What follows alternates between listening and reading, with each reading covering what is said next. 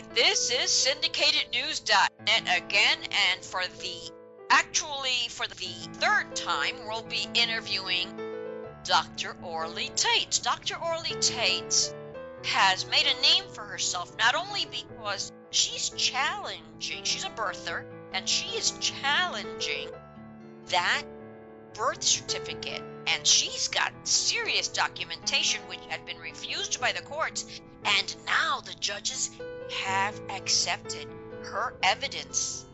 It's been numbered and it's part of the trial material. So this is getting heated and it's getting serious. But also because in our first interview with Dr. Taitz, as it happened, we could not record. Nothing would work. All sorts of electronic interference.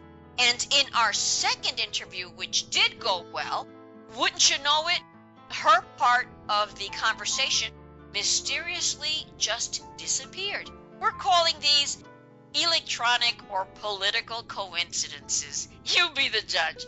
This is our third interview with Dr. Orly Taitz. Dr. Orly, are you with us? Yes, I am. Thank you for inviting me again. It was so nice to have you here. It's always very interesting. Tell us, what have you been up to? Because one of the most important things that I must preface before we say anything else is that in California, Orly Taitz is now the leading Republican candidate. So please go ahead. June 5th, we will have the first open primary in the state of California, where Diane Feinstein, current senator, is going to be challenged in the open primary, and the top two candidates, regardless of party affiliation, will go to November election.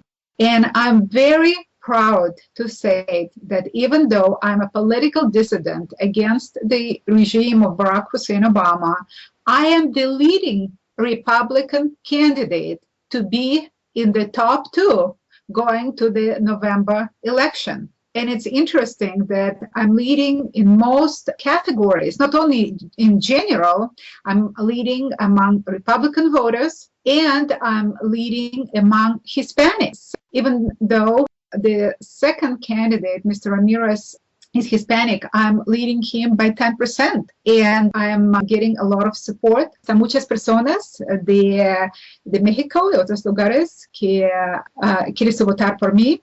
Also, women supporting me, as well as young voters. Voters up to age 40 are supporting me with a large margin over all other candidates from the Republican Party. Voters in different financial groups, different groups of income. So this is huge. And of course, because we have today de facto fascist regime where the media is nothing but a regime propaganda, where they give a little bit of an impression of openness, while in reality, no political news of any substance is being reported. So it's interesting that nobody in the mainstream media is reporting the fact that a political dissident against Obama regime, leading political dissident, Attorney Orly Taitz, is the number one candidate, leading candidate, according to voter polling, to be in the top two in November. So this is big. Also, there are a lot of things happening on legal front. For the first time in U.S. history, I was able to issue a valid subpoena for a sitting president to appear in court and provide valid certified copy of his original birth certificate, long form birth certificate, a valid certified copy of a redacted application for social security number and other documents. The judge confirmed that my subpoena is valid. Barack Obama tried to quash my subpoena and was denied. When time came to appear in court, neither Obama nor his attorney appeared in court, simply because they knew they have nothing to show.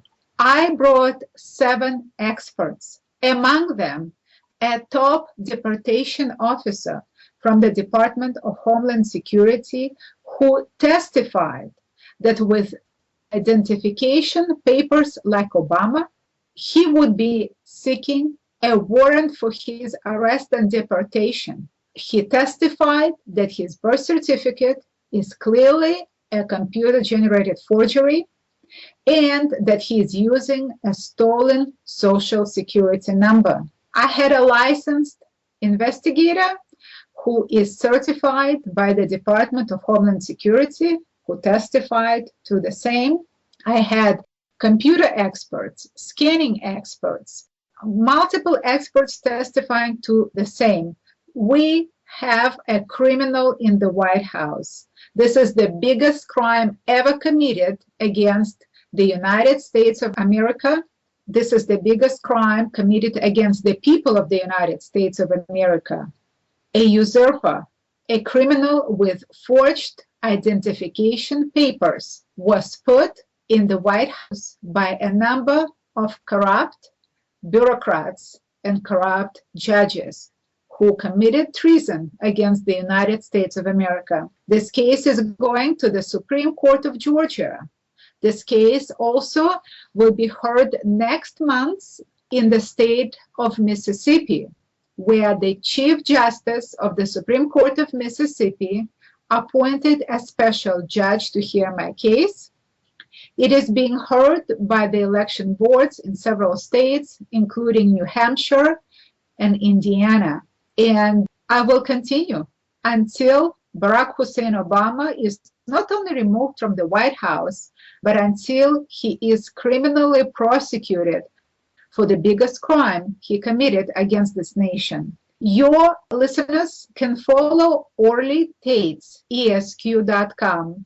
They can also forward my campaign on the website runorlyrun.com. That's runorlyrun.com. And you heard it here first. As you know, we're not political. We don't follow the Democratic or Republican parties. We don't promote them or say anything to denigrate them. We just don't follow religion or politics. But this is interesting, and you heard it here first. It's interesting. Orly, always keep us informed. Our phone is always open to you. As always, anyone who wants to Skype or challenge this, the address on Skype is Syndicated News. This is Orly Taitz on Syndicated News. Thank you very much, Ruthie. Muchas gracias, Ruthie. And I will keep you updated. Gracias. Muchas gracias.